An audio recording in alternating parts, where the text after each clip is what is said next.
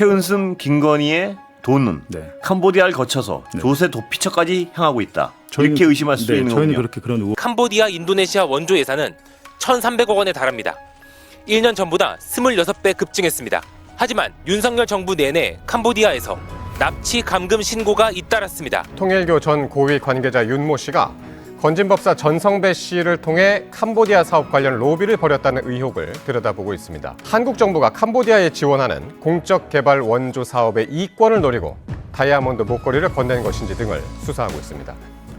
김건희 여사 특별검사팀이 청탁성 선물로 의심되는 다이아몬드 목걸이 구매 영수증을 통일교로부터 확보한 것으로 알려졌습니다. 건진법사 전성배 씨를 통해 김 여사에게 전달했다고 알려진 물건입니다. 히림 종합건축사무소가 윤 씨가 추진한 캄보디아 사업과 연관된 것 아니냐는 의혹도 제기된 상황입니다. 지난 윤석열 정부에서 캄보디아에 엄청난 액수를 졸속 지원하려 했던 움직임이 추가로 확인됐습니다. 박근혜 정부 당시 추진됐다가 무기한 중단됐던 또 다른 캄보디아 지원 사업에 윤석열 정부가 1,700억 원을 지원 결정하면서 타당성 조사조차 하지 않은 걸로 확인됐습니다. 타크마우시의 하수 처리 시설 사업에 거액을 지원하기로 합니다. 공교롭게 캄보디아의 차관 신청 한 달 전 통일교가 메콩강 프로젝트 사업을 언급합니다. 피스파크 프로젝트는 이미 실체적 건립을 위한 대항해가 시작되었습니다. 국가 단위 ODA 연대 프로젝트로 진행될 이 프로젝트의 지원 금액도 박근혜 정부 때보다 2배 가까이 늘어났습니다. 캄보디아에서 납치 감금 신고가 잇따를 때 윤석열 정부는 캄보디아에 대규모 예산을 편성해 원조에 나섰습니다. 그런데 예산을 신청하고 심의하는 과정에서 남아있는 공식 문서가 하나도 없는 것으로 확인됐습니다.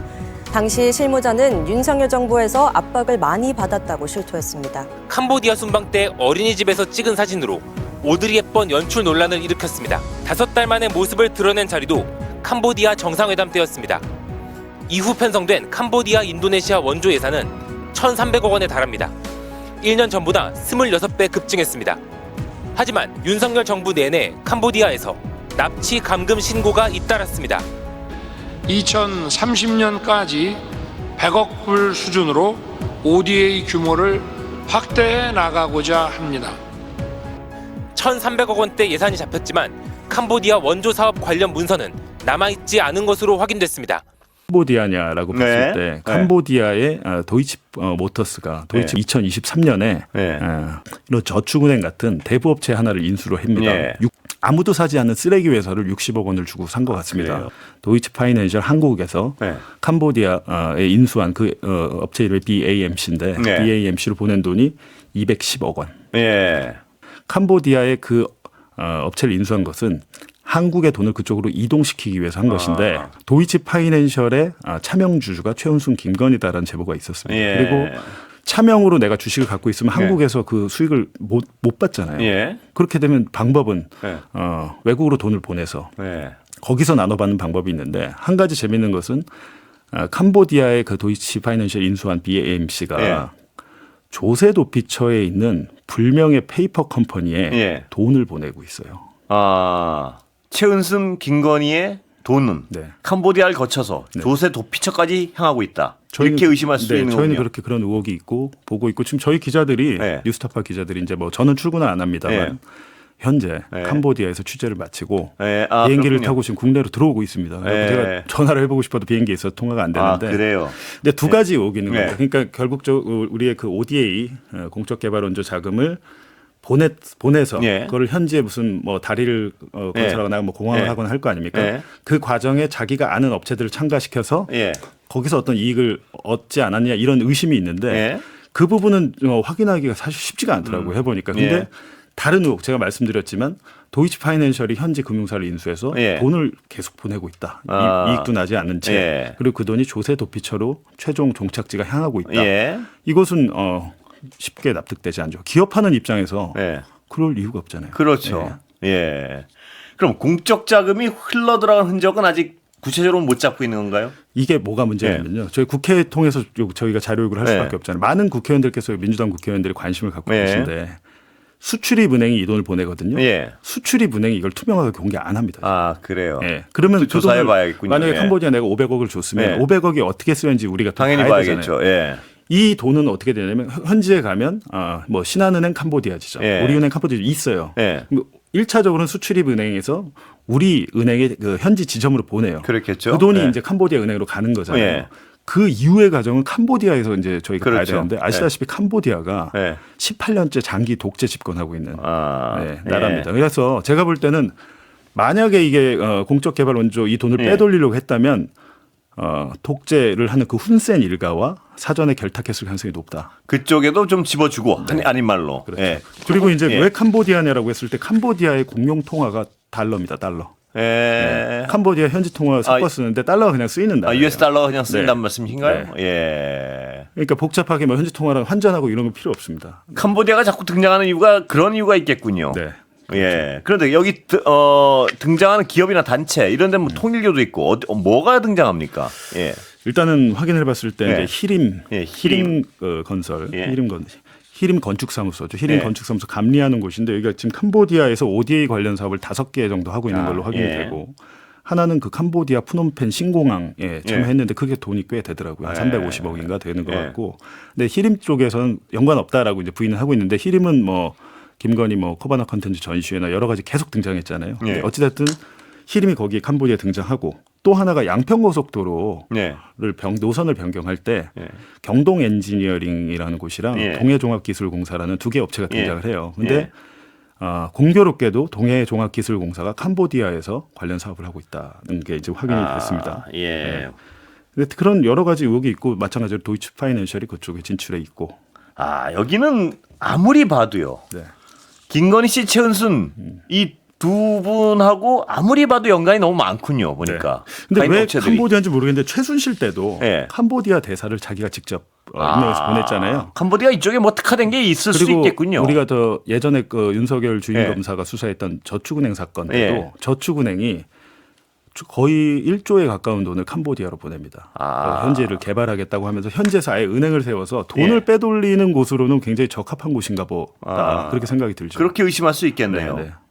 왜냐하면 그 여러 번 이런 일이 반복될 때는 네. 거기 어떤 돈 세탁을 하거나 뭐 이런 데 특화된 무엇인가 시스템이 있구나 뭐 이렇게 의심할 수 실제로 예. 저축은행 피해자들 막 그 어렵게 모은 돈들 피눈물 흘리면서 예. 못 받았어요. 못 받았죠. 예. 사실은 당시 윤석열 주임 검사가 제대로 된 수사를 했다면 그 돈을 빨리 회수하는데 그렇죠. 했어야 되는 그게 아니고 예. 당시 윤석열은 여기 정관계 인사 누가 엮여 있어. 예. 언론의 발표에서 자기가 주목을 예. 받는데 집중을 하다 보니까 캄보디아로 갔던 돈 거의 회수 못했습니다. 아 그때 배웠나요 혹시? 지금도.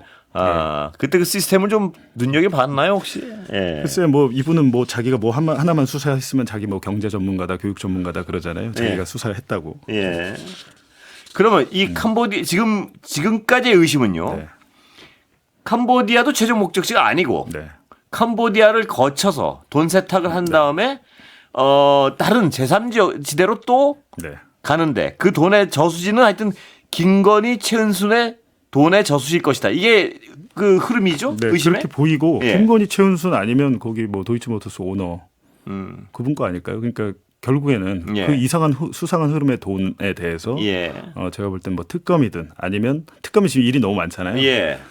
일단은 지금 정권이 바뀌었는데 예. 기획재정부나 수출입은행에서 이 ODA 관련 자료를 내놓지 않고 있다는 거 되게 이상하고요. 이상하죠. 네. 예. 이거는 정부에서 또 차원에서 진상조사단을 마련을 하든지 그리고 예. 뭐 경찰이 특별수사팀을 구성하든지 해서 예. 밝혀봐야 되는 거 아닙니까? 우리 그렇습니다. 세금인데. 예. 네. 기재부나 수출입은행은 이걸 내놓지 않는 뭐 근거를 혹시 뭐라고 되는지 들어보신 게 있습니까? 그냥 안 준답니다. 그래요? 그냥 안 준답니다. 그러니까 제가 볼 때 없어서 그런 것 같아요.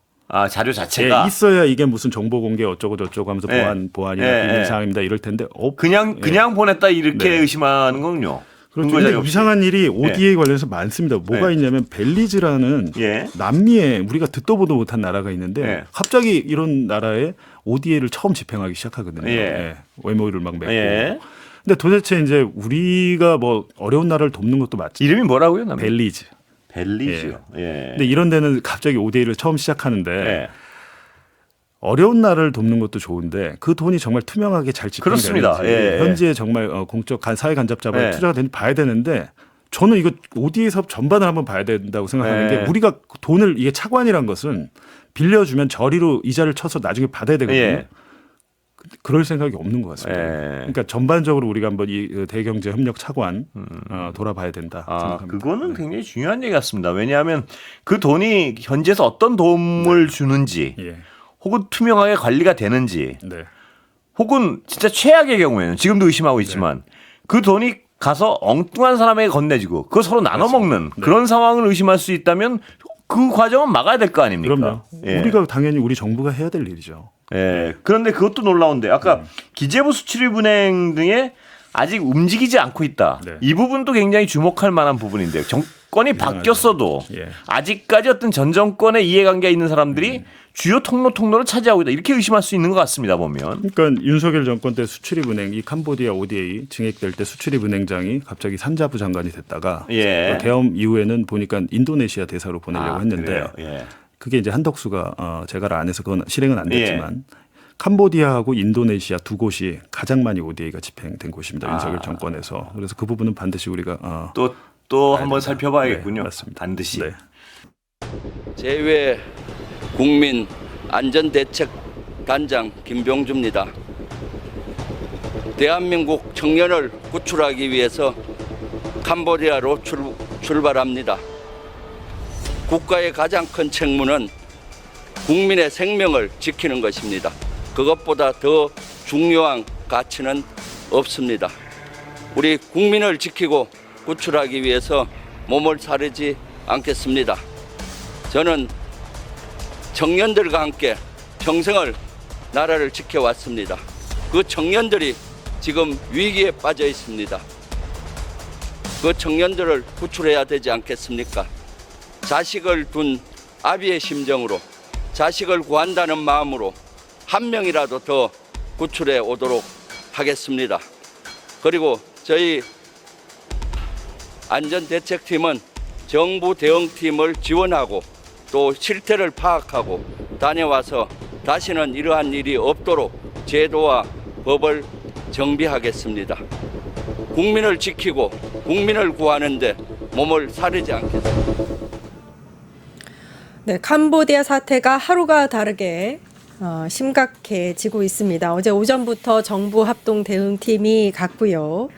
민주당에서도 관련해서 지금 김병주 최고위원, 황명선 최고위원 몇몇이 간 것 같습니다. 지금 캄보디아로 가서 이 사태를 해결하기 위해서 노력하고 있습니다. 어제 저녁에 그 캄보디아 국경 베트남 인근에서 한국 여성이 또 사망한 채로 발견이 됐어요. 그랬더군요. 아주 참혹하고 무서운 일인데 지금 뭐 정부, 당, 언론사들, 정보기관, 수사기관들 부지런히 움직이고는 있는데 지금 사건 초기이긴 하지만 물론 사망사고가 난 것으로부터 치면 굉장히 많은 시간이 흘렀지만 우리에게 전해지고 이런 걸로 봐서는 초기 단계인데 현재 진상 파악이 잘 되지 않고 있는 데서 오는 불안감이 훨씬 더 증폭되고 있는 상황이다. 둘째, 각 언론사도 기자들을 급파해서 취재를 해서 단독 기사들 계속 보내오고 있는데 다들 부분적으로는 사실일 거예요. 그런데 캄보디아 사태나 범죄 전말에 대한 파악이 아직은 덜 돼 있기 때문에 들쑥날쑥한달까? 좀 그런 점이 하나 있고요. 또 우리 기관들, 국가기관에서도 외교부 정보, 국가정보원 정보, 경찰청 정보 이런 것들이 서로 다 조금씩 달라요. 그래서 혼선이 빚어지고 있죠. 왕왕 큰 사건이 터지면서 평소에 그거에 대해서 숙지가 덜 돼 있거나 교류나 이런 것들이 적어서 해당 국가 지역 사정이 속속들이 파악되지 않은 상황에서 흔히들 나타나는 현상이긴 한데 일단은 국내 컨트롤 타워가 하나 정해져서 캄보디아 범죄 및 한국인 체류 여부 그다음에 정확한 몇 명이 어떻게 머무르고 있는지 이런 것들 기본적인 정보에 대한 파악과 정리가 일단은 좀 필요하겠다. 뭐 어딘가에서 하고 있기는 한 것 같은데 그게 잘 조율 내지는 가르마가 좀 안 타고 있는 것 같네요. 아무튼 캄보디아 발로 전해지는 소식들 보면 너무 참혹하고 끔찍하고 아니 이 지경이 되도록 왜 전혀 모르고 있었을까 하는 생각도 많이 듭니다. 예. 어제 몇몇 보도들을 보니까요. 이미 탈출해서 한국으로 귀국한 피해자들조차도 네. 그쪽에서 협박을 당하고 있다. 캄보디아 쪽에서 이런 얘기도 들리고요. 그러게요. 예. 우리가 생각할 때는 가까스로 탈출했으면 일단 더군다나 한국으로 돌아왔으면 안전지대에 온 것이고 안심해야 되는데 예. 왜 그러는가 했더니 그곳에 머물고 있던 시절에 그 범죄 조직에게 당했던 어떤 피해, 이를테면 뭐 마약 관련이거나 또는 예. 여성들의 경우에는 뭐라 그러죠? 그 이상한 못된 뭐 영상 같은 거 찍게 하는 무슨 바디캠 예, 이런 것도 예. 있고 그런다면서요. 또 마약을 먹여가지고 혼미한 상태에 있는 것을 찍어 놨다가 이걸 공개하겠다는 식으로 협박을 한다는데 문제는 한국에 와 있는 사람에게도 한두 달이 건너서 그런 협박이 전달되고 있다는 거 아니겠어요? 그러니까 이게 언뜻 잘 이해가 안 가기는 해요. 아마 뭐가 단단히 틀어져 있거나 그 조직, 범죄 조직의 인적 네트워킹이나 구성 이런 게 굉장히 치밀하고 중첩돼서 연결되어 있는 게 아닌가 그런 추측을 하게 만듭니다. 예. 어제 TV조선에서는 이런 보도도 있었습니다. 여전히 다른 피해자들을 물색하고 있다. 그 중에서도 여성이면 더 환영을 하고 있는 분위기다. 예. 뭐 이런 보도가 있었는데 이것도 좀 소름 돋습니다. 그렇죠. 여성이 주 타겟이다 이 말인데 범죄 조직에서 볼 때는 여성들을 범죄에 활용할 측면이 훨씬 많다고 보는 것 같아요. 우리 상식적으로 한번 생각해 보면 여성들을 내세워서 무슨 뭐 야릇하고 이상한 전화를 하는데 동원한다거나 걱정 마라 너의 얼굴은 우리가 충분히 가려주고 너는 그냥 응대만 해주면 된다고 꼬드겨서 실은 전혀 그렇지 않게 범죄 구렁텅이에 밀어넣은 다음에 자포자기를 유도하게 하고 그래서 자기들 그 녀석들이 그 범죄 조직이 시키는 대로 할 수밖에 없게 만든 그런 게 있는 것 같고 뭐 현지 보도 일부에 따르면 여자들을 물색해 오면 남자들보다 한 서너 배를 돈을 더 준다. 뭐 4,000불까지도 준다. 이런 소리니까 4,000불이면 얼마니까 한 600만 원 이 정도 되나요? 예. 이런 거 보고 한마디로 근데 지금 우리가 이 점 하나는 생각해 봐야 될 것 같아요. 캄보디아 그러면 거기는 순전히 범죄꾼들만 득식을 대고 캄보디아 국민들이 다 그런 거냐? 꼭 단정하긴 힘든 것 같고 캄보디아를 무대로 범죄 조직이 판을 치고 있는 게 아닌가? 그렇죠. 중국계 폭력 조직 유명한 뭐 깡패 조직 폭력 조직인 삼합회 이런 얘기도 나오고 있고요. 미국과 영국 등에서는 또 프린스라는 그룹을 주목하고 있더라고요. 거기는 겉보기로는 뭐 버젓하게 무슨 사회 사업 같은 거 하는 것 같다는데 그건 아니고 뭐 암호화폐 사기 등등 많이 얽혀져 있습니다. 그러니까 캄보디아 했을 때 양민들까지 우리가 도매금을 뭐라고 해서는 안 되는 것이겠고 비단 우리뿐만이 아니고 가장 그 피해를 많이 보고 있는 국가 국민들이 중국, 한국, 대만, 말레이시아 뭐 이쪽들이라고 해요. 일단 인접해 있고 그나마 캄보디아와 교통이나 왕래가 좀 많은 곳들이고 캄보디아보다는 물론 먹고 사는 게 좀 나은 나라의 사람들을 뭔가 납치를 하거나 감금 폭행을 해서 그 범죄의 촉수에 잡아놓고 이렇게 하고 있는 것 같습니다. 예. 댓글에도 이런 주장들이 있는데 그러니까 지금 이제 캄보디아에 계시는 뭐 피해자라고도 할 수 있는 분들, 우리나라 분들이 범죄에 가담했는데 피해자가 맞느냐, 뭐 이런 얘기도 있다고 합니다. 위성락 국가안보실장이 어제 관련해서도 얘기를 했는데 일단은 귀국 조치를 하고, 네. 죄에 대해서는 한국에서 묻는다. 조사해서. 지금 거기서 신변이 지극히 불안정하기 때문에 계속 피살 사건이 잇따르고 있기 때문에 일단 범죄를 지었더라도 일단 안전은 좀 확보한 상태에서 정확한 범죄 관계를 조사도 그러니까요. 하고 수사도 해서 벌할 건 벌하고 뭐 이래야겠다는 태도인 것 같아요. 일단은 방향은 맞아 보이는데 그 중에는 일부 귀국을 거부하는 사람들도 있다는 얘기가 들리지 않습니까? 예. 그것은 아마 거기에서 뭐가 단단히 약점이 잡혔거나 해서 또는 한국으로 돌아왔을 때도 상당한 낭패를 당할 수밖에 없기 때문에 그런 반응을 보이고 있는 게 아닌가 이런 추측을 하는데 일단은 제가 첫마디에 말씀드렸듯이 아직 모르고 있는 정보가 너무 많다.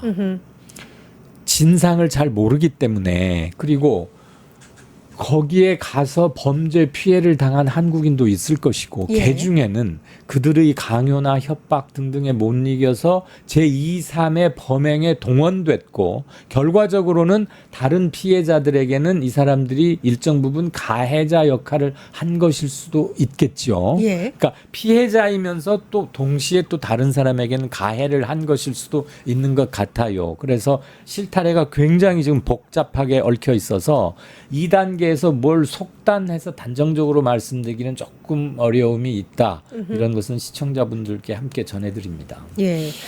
이 캄보디아에 이런 범죄를 저지르고 있는 그룹이 한 53개 된다고 합니다. 네. 그중에서 한국인이 한 1,000명 정도가 여기에 머무르고 있다고 보고 있고 네. 우리 정부는 아직 이제 안전이 확인되지 않은 한국인이 80여 명 있을 것이다. 예. 말씀하신 대로 그중에서는 귀국을 거부하고 있는 사례도 있고 예. 그렇지만 정부는 모두를 다 귀국 조치해서 뭐 체포 형태든 귀국 조치를 해서 일단 피해자든 범죄자든 그 여부는 조사를 하겠다 이렇게 보고 있는 것 같습니다. 일단 그 캄보디아에서 일부는 경찰의 구조가 돼서 구금되어 있는 사람들도 있는데 네. 그 구금 시설의 상태도 굉장히 열악하다고 하더라고요. 그래요. 캄보디아 그러면은 아시겠지만 정정이나 사회 치안, 안정도 이런 것들이 그렇게 썩 양호한 곳은 아닌 걸로 알려져 있고요. 옛날에 이제 크메르루즈 뭐 이렇게도 말했었는데 그러다 보니까 우리 기준으로 바라봐서는 안 될 것이고요. 그런데 부패나 그 나라 공적 시스템이 형편없이 망가져 있는 건 사실인 것 같아요. 아하. 기본적인 인권도 지켜지지가 않고 예. 콩나물시루 수감시설은 말할 것도 없고 그 머무르는 공간, 수용 공간 내에서 뭐 배설 행위도 함께 해야 하는데 예. 물론 모든 간방 교도소에는 그게 한 세트로 있긴 하지만 최소한의 위생 문제까지 그 유발되도록 차단 같은 건 되어 있어야 하는데 그게 안 되고 있고 그 안에서 심지어 뭐 재소자관뿐만 아니라 경찰에 의해서도 성희롱을 당했다고 호소하는 여성분들도 계시는 걸 보면 기본적인 인권, 국제 기준의 인권은 말할 필요도 없고 기본적인 인권도 안 지켜지고 있다. 예. 그다음에 일부 경찰들은 범죄 조직에게 돈을 받고서 누구누구가 신고해서 지금 이 사람들이 잡혀왔고 너희들 활동상의 일부가 파악이 되고 있다는 걸 알려주기까지 한답니다. 그러니까 그 결탁이 굉장히 지금 큰 문제잖아요. 그러니까 얘 왜 맨날 우리 그 아주 오래된 영화 중에 투캅스라는 거 보면 예. 범죄 조직과 일부 결탁해가지고 이쪽하고도 짜웅하고 저쪽하고도 뭐하고 해서 아주 그냥 뒤죽박죽 난장판인데 캄보디아는 그런 게 훨씬 더 지금 일반화돼 있달까 아무튼 횡행하고 있나 봐요. 심지어 누가 신고했다는 것을 알려주고 돈을 받는다 그러면 그건 예. 이미 경찰이 아니죠. 그렇죠. 그럼 범죄 끈앞풀이거나 같은 공범입니다. 넓은 의미에서. 이런 정도라고 하니 우리가 캄보디아 경찰의 수사를 어디까지 신뢰할 수 있는가 하는 문제가 대두될 수밖에 없고요. 또 하나 좀 충격적인데 UN 인권 최고 대표 사무소라고 하는 기구가 있습니다. 예, 예. 영어 약자로는 OHCHR이라는 곳인데 이곳에서 5개월 전에 그러니까 지난 5월 달이죠. 그때 우리는 계엄 이거 마무리하고 4월 4일에 헌재에서 윤석열 탄핵한 직후에 이제 대선 준비하고 이러면서 조금 정신이 어수선하긴 했지만 이미 5개월 전에 한국 정부에 캄보디아 등 동남아 몇몇 국가에서 벌어지고 있는 이런 범죄 사실 같은 것을 일정 부분 정보 공유를 하면서 한국 정부의 긴급 대응 필요성을 강조했다고 해요. 그것을 어느 기관이 어떻게 접수를 했는지는 아직은 안 드러나고 있는데 예. 이건 조사하면 바로 나오겠죠. 예, 예. 그러면 대선 준비를 한국의 무슨 사법기관이 하는 거 아니지 않습니까? 그러면 이런 거에서 아무리 탄핵 이후에 뭐가 어수선하다 해도 이런 것은 제대로 보고가 되고 예를 들어서 최소한의 대응을 했어야 되는데 지금 이게 어제 오늘 갑자기 터진 일이 아니고 UN 이 기구에서 알렸다고 하니 예. 우리 대응도 좀 문제는 있었다는 생각이 들어요. 아하. 네. 그러니까 윤석열의 탄핵 여파가 여기까지 미쳤다는 그러게 생각도 말입니다. 들고 사회가 뭐 다 어수선하긴 했지만 제외 나가 있는 국민들의 피해 및 생명 안전에 관한 것들이면 아주 소중하고 예. 기민하게 다뤘어야 하는데 지금 이런 게 뒤늦게 터지는 거 보니까 말이죠. 그래서 오죽해야 그때 UN 인권 최고 대표 사무소 특별 보고관 3명이 공동 성명까지 냈고 그랬나요? 한 번에 그친 게 아니고 그 뒤로도 계속 정보를 주었었단 말이에요. 그러면 우리도 문제가 있죠. 사실 1년 전에 작년 국감에서 국민의힘이 관련한 이야기를 지적을 했다고 합니다. 네. 윤석열 정부 시절에 외교부에서 관련 조치에 굉장히 미흡했다. 적극적이지 않았다. 라는 문제도 있고요. 지금 이제 우리 국민 80명을 데리고 오는 문제도 있지만 캄보디아든 아니면 동남아시아권에서 관련한 범죄가 계속해서 일어나면 안 되지 않습니까? 그렇죠. 예, 좀 싹을 뽑아야 된다는 생각이 드는데 아까 말씀하신 그 미국의 프린스 그룹 말씀하셨지 않습니까? 네. 천즈 회장 87년생 중국계 대표인데 대규모 범죄 단지를 여기저기서 운영하고 있었고 이를 파악한 미국과 영국에서 굉장히 큰 합동 제재를 했습니다. 예, 조치를 취했네요. 미국과 영국은. 취했는데 아직 발본색원된 건 아니고 문제점과 함께 현황 정도를 지적하고 필요 국가에 공유를 하고 있는 것 같아요. 근데 보니까 이 사람의 재산의 기반이 특히 영국 같은데 아주 천문학적 규모의 재산이 있어요. 그러니까 이제 주 활동은 거기였던 것 같아요. 그러면서 자기 생각에는 사업 영역을 넓힌다고 동남아 이쪽으로 진출도 한 것 같은데 영국 BBC가 보고한 거니까 터무니없는 보도라고 일축하기에는 꽤 신빙성 있는 방송사지 않습니까? BBC 같은 주요 외신이 보도한 바에 따르면 최근 미국 법무부가 영국과 캄보디아 국적의 천즈 회장을 강제 노동 수용소 운영 그리고 대규모 암호화폐 사기 기획 혐의로 기소했다고 보도했습니다. 법무부는 우리 법무부는 아니고요. 미국 법무부는 그가 보유한 비트코인 액수가 무려 21조 원가량 된다고 합니다. 이게 다 범죄로 굉장한 건데 이게 다 범죄 수익인지 아닌지를 현재 우리가 여기서 단정하긴 힘들지만 범죄 혐의가 상당히 짙겠죠. 이 그룹 자체가 범죄 그룹이기 그렇죠. 때문에. 그러니까 법무부에서도 규모와 함께 이걸 적시했겠죠. 축적 과정에서 문제가 없었다면 그렇게까지 해서는 안 되는 것이고요. 근데 이 사람은 이 프린스 그룹과 천즈 회장이라는 사람은 캄보디아에서 부동산 개발, 금융, 관광, 물류, 식음료 등 거의 합법적으로 보이는 상당한 사업 영역에까지 아주 거대한 조직을 이끌고 있는 것 같아요. 그리고 또 하나 우리가 캄보디아가 어쩌다 이렇게 범죄 온상처럼 갑자기 됐냐면 갑자기는 좀 그렇지만 2010년경까지 중국 특히 그 도박 많이 하는 도시가 어디죠? 마카오. 마카오에 있는 중국의 삼합회나 폭력 조직 또는 폭력까지는 아니더라도 돈을 많으면서 관광, 호텔과 카지노 사업에 돈을 많이 굴리는 사람들이 캄보디아에 대규모 투자를 했어요. 왜냐하면 마카오에 불법 도박 이런 단속이 심해지니까 그것도 피할 겸 해서 새로운 사업처로 캄보디아를 물색하고 진출을 했는데 몇 년 있다가 약 8, 9년 있다가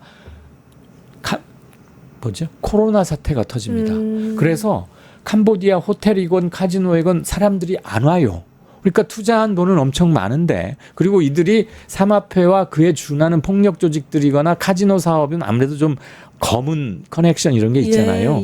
그러니까 이제 투자한 건 많고 비즈니스는 잘 안 되니까 다급해가지고 코인 사기, 무슨 피싱, 바디캠 등등등 그러다 이제 납치 뭐 여기까지 온 거예요. 암호화폐 사기도 많고 이런 것도 우리가 함께 고려를 해야 될 거라고 봐요. 그렇군요. 우리가 이제 어제 오전에 김진아 외교부 2차관도 갔고요. 박성주 국가수사본부장을 비롯해서 경찰, 법무부, 국가정보원 다 관계부처가 정부 합동 대응팀을 꾸려서 캄보디아로 간 상태입니다. 그런데 이제 지금까지는 사실은 캄보디아가 한국인을 국내로 송환하는 문제에 대해서 적극적이지 않았고 협조적이지가 않았어요. 비협조적이었습니다. 그 사망한 대학생조차도 시신 인도에 있어서 이제 비협조적으로 나오고 있다고 그렇죠. 합니다.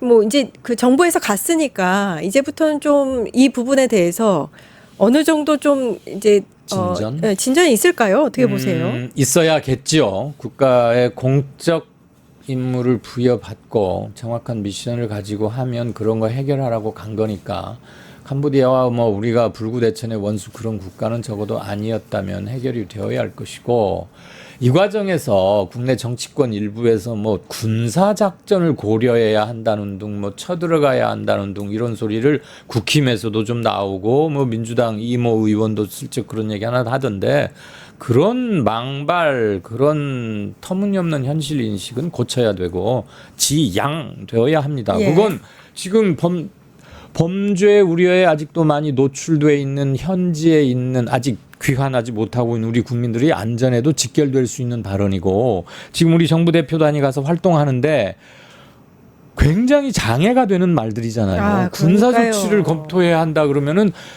캄보디아에서 듣고 그걸 좋아할 리가 있겠습니까? 그러니까 제발 그런 입방정이나 그 말도 안 되는 그 뭐라고 해야 돼요? 정말 심하게 꾸짖고 싶은데 그런 택도는 얘기는 제발 좀 입 좀 다물고 가만히 있는 게 도와주는 것이고 뭐 김민수 이런 사람이 그랬던데 맞습니다. 이현주 씨도 좀 잘못했고 그런 소리 제발 좀 튀려고 하지 마시고 깜냥이 안 되면 그냥 입 다물고 가만히 있으세요. 일하는 거 지켜보게. 그리고 현지 대사관이나 영사관 이들도 좀 더 적극적으로 일해야 되지. 그 죽은 박군이 사망하기 열 이틀 전에 한국에 있는 부모들이 신고를 했어요. 근데 현지 대사관 영사관에서 그랬답니다. 소재를 알려줘야 우리가 캄보디아 경찰에 신고한다고. 아니 한국에 있는 그 대학생의 부모가 짧게 구조 요청을 받았는데 어떻게 정확히 소재 요청을 소재지를 댈 수 있습니까? 그건 일하는 게 아니고 그냥 가만히 앉아서 이렇게 이러고 있으면서 해보시오. 그럼 내 더하는 주겠소. 이런 태도 아니에요. 저도 지금 그 얘기를 좀 여쭙고 싶었는데 당시에 대사관의 대처가 굉장히 문제가 많았습니다. 직접 신고하라고 했었고 처음에 전화했을 때는 또 메일까지 보냈는데 뭐 나흘인가 있다가 답을 주고 뭐 이런 식으로 했다고 합니다. 그리고 말씀하신 대로 위치를 직접 찾아서 알아보라고 하고요. 그러면 대사관이 있을 이유가 할 없지 일이 않습니까? 뭡니까 그러면? 그럼 그 부모가 가서 현지 경찰처럼 수배하고 수색하고 다니면서 위치 파악해서 우리 대사관에다 구조를 요청한다? 아 그럼 부모 와서 직접 물론 한두 명 나가 있고 하니까 일손이 부족하고 하는 알긴 알겠는데 이런 큰 사건이 터지면 우선 태도가 바뀌어야 돼요.